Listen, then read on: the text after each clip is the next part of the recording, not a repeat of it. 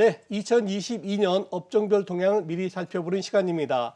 아무래도 금년에 가장 큰 이슈가 되었던 업종 중 하나죠. 운송업종에 대해서 말씀을 주실 분 소개하겠습니다. 대신증권 양지한 연구위원께서 스튜디오에 나와 계십니다. 위원님 안녕하십니까? 안녕하십니까? 아무래도 코로나 팬데믹에서 가장 큰 타격을 받았던 업종이 바로 운송, 특히 항공주가 아닌가 싶어요. 먼저 항공주에 대해서 여쭤보겠습니다. 최근에 또 오미크론이라는 변이 바이러스가 출현되면서 또다시 항공주에 대한 걱정이 커지고 있는데 최근 항공주 진단 한번 해주시죠. 예, 11월부터 각국 정부에서 트래블 버블 시행을 상당히 많이 발표를 했었고 12월 달에도 트래블 버블 시행하는 국가들이 좀 있었습니다. 그래서 국제 여객 쪽의 수요가 되살아날 것이라는 기대감이 좀 있었는데 갑자기 이제 오미크론이라는 변수가 발생을 하면서 여객의 회복 시점은 조금 더 늦어졌다 이렇게 볼 수 있고요. 다만 이제 여객의 회복 시점이 늦어진 만큼 화물 성수기인 항공 화물 쪽의 공급 쇼티지는 더 심화돼서 항공 화물 쪽 운임이 상당히 높은 수준을 유지하고 있습니다. 네, 자, 항공 업종에 대한 업황 설명을 해주셨는데 사실 항공 업종 안에서 저희가 또 관심을 가져볼 종목은 또 대한항공이지 않겠습니까? 많은 분들이 실제로 탑픽 종목으로 꼽고 계시긴 한데 뭐 여객 수요는 감소했지만 그래도 화물 수요가 늘어나면서 견조하게 좀 움직였거든요. 대한항공에 대해서는 투자 포인트 어떻게 꼽고 계실까요? 네, 일단 대한항공이 화물 쪽이 지금 워낙 좋은 상황이고요. 사실 3분기 실적도 상당히 서프라이즈를 냈었는데 그 근간에는 화물 쪽 매출이 상당히 많이 늘어난 부분이 큰 이유가 됐습니다.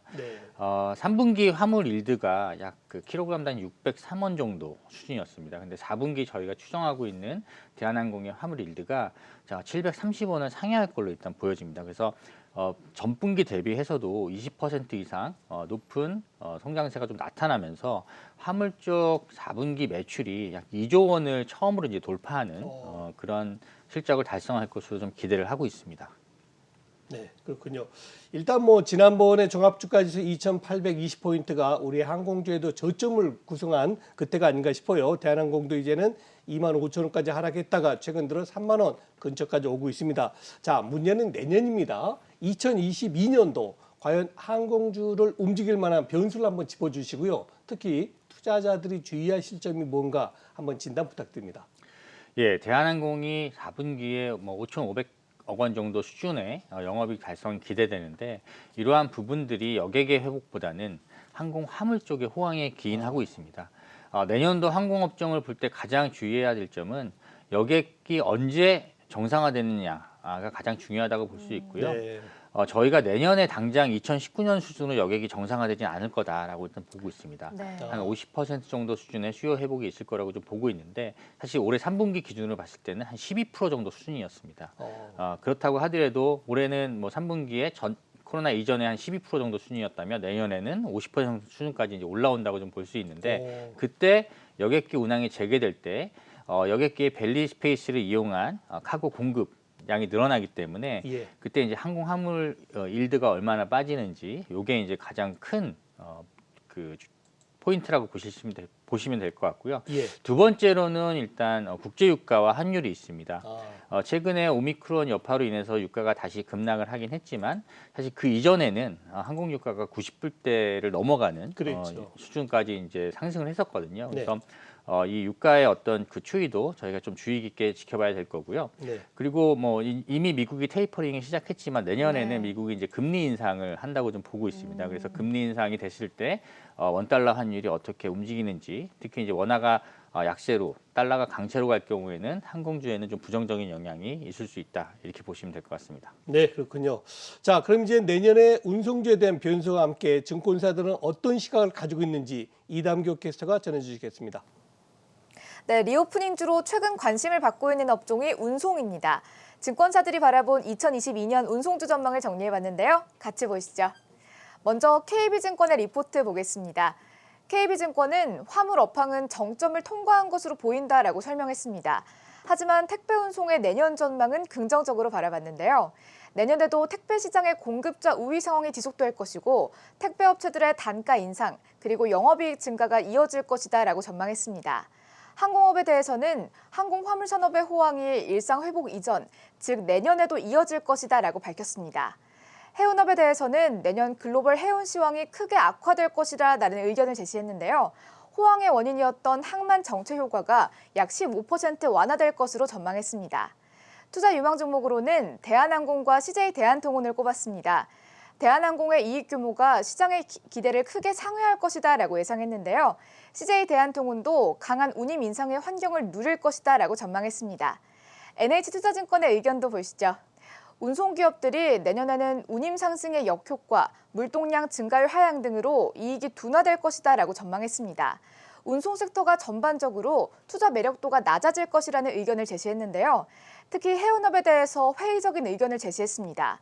미국을 포함한 주요 국가들이 항만 적체를 해소하기 위한 전방위적 노력을 하고 있다면서 공급 증가가 운임 하락으로 이어질 것이다라고 전망했습니다.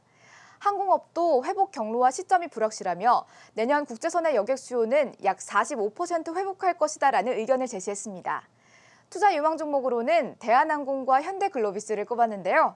현대글로비스는 완성차 생산량 회복으로 수송량이 확대될 것이고 영업이익 확대 기조를 이어갈 것이다라는 의견을 제시했습니다. 마지막으로 메리츠증권의 리포트 보겠습니다. 해운업에 대해서는 주요 수입 국가인 미주의 항만 정체 상황이 내년 상반기까지 지속된 후 해운업 이익이 둔화될 것이다라고 우려했는데요. 또한 항공업에서도 내년 항공화물 운임의 하락을 예상했고 국제선 여객 정상화의 시점은 2023년 2분기일 것이다라고 전망했습니다. 투자 유망 종목으로는 제주항공과 현대글로비스를 꼽았는데요. 위드 코로나로 제주 노선의 비중이 확대됐고 제주항공이 수혜를 입었다라고 밝혔습니다. 또한 국내선 탑승률이 90%를 돌파했다면서 제주항공이 가장 먼저 뛸 LCC다라고 평가했습니다. 네, 지금까지 세계 증권사의 운송주 투자 의견 알아봤습니다. 네, 자, 운송업종에 대한 증권사 의견 함께 들어봤고요. 이번에는 해운주에 대한 의견을 함께 여쭤보도록 하겠습니다. 사실 해운주도 이 코로나 사태에서 자유롭지 못하다 보니까 하반기 내내 주가가 좀 흘러내리는 분위기였거든요. 대신에 상반기에는 너무나 좋았는데 내년도에는 해운업종에 대해서는 어떻게 전망을 하세요? 예. 해운업 주가가 이제 그 내림세를 띈 이유는 크게 두 가지입니다. 네. 첫 번째는 6월 달하고 10월 달에 KDB 산업은행과 해양진흥공사가 HMM의 전환사채에 대해 전환권을 행사하면서 주식이 이제 신주가 많이 상장이 되면서 주식 그 기존 주주들의 다일루션 우려가 이제 반영이 됐고요. 두 번째로는 그 올해 해운 호황이 다만 디맨드 요인에 국한된 것이 아니라 항만 적체로 인한 공급 감소 효과가 그쵸. 있었다라는 부분이었고요. 네. 바이든 대통령의 행정명령 이후에 항만 적체 현상이 내년에는 해소되면서 실질 선봉량이 늘어나서 운임이 피크아웃한다라는 이제 우려가 반영돼서 올해 이제 하반기에는 주가가 조정을 많이 받았다 보고 있습니다. 이 요인들 중에서 어떤 것이 더 큰 영향을 미쳤는지 모르겠지만 최근에 이제 이동걸 회장의 인터뷰 내용을 보면 지분이 70%가 넘어간다면 매각 민영화하는 것이 불가능하다라는 인터뷰가 좀 있었습니다. 그래서 향후 추가적으로 영구채의 전환은 상당히 없을 가능성이 좀 높다 이렇게 좀 보고 있고요. 그래서 그런 부분에서 최근에 주가 반등이 좀 나오고 있다 이렇게 좀 보고 있고요. 항만 적체 현상은 그 누구도 이제 예상은 하지 못하고 있습니다. 네. 네. 지금 전 세계 컨테이너 플릿 3.2%, 약 170만 티 정도가 항만에 묶여 있는 것으로 보이고 있는데요. 그게 언제 풀리느냐에 따라서 운임이 내년 1분기에 당장 급락할 수도 있고 아니면 내년 3분기에 급락할 수도 있고 합니다. 그런데 어쨌든 시장에서는 어쨌든 항만 채선 현상은 풀릴 것이다라는 전제로 내년에는 해운주들이 큰 강세를 보이기는 어려울 거다 이렇게 전망하고 있습니다. 네.